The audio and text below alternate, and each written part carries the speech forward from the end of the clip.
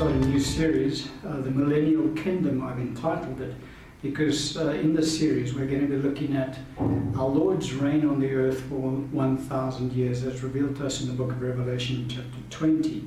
Now there is obviously a fair amount more scripture, particularly in the Old Covenant, that refers to our Lord's reign on the earth when He returns to the earth. And so we're dealing with our Lord's second coming and then the reign that He will see. False prophets are powerful enough to destroy the Lord and His army.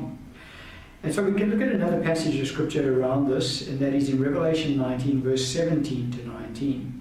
The scripture says, "Then I saw an angel standing in the sun, and he cried with a loud voice, saying, to all the birds that fly in the midst of heaven, come and gather together for the supper of the great God, that you may eat the flesh of kings, the flesh of captains," the borders that God has spoken about for Israel.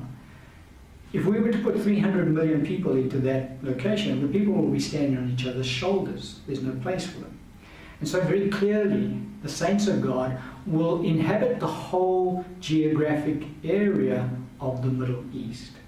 Because we'll go through it as we get into our Lord's millennial reign. It will give us more insight into it. The saints of God will inherit all of that wealth that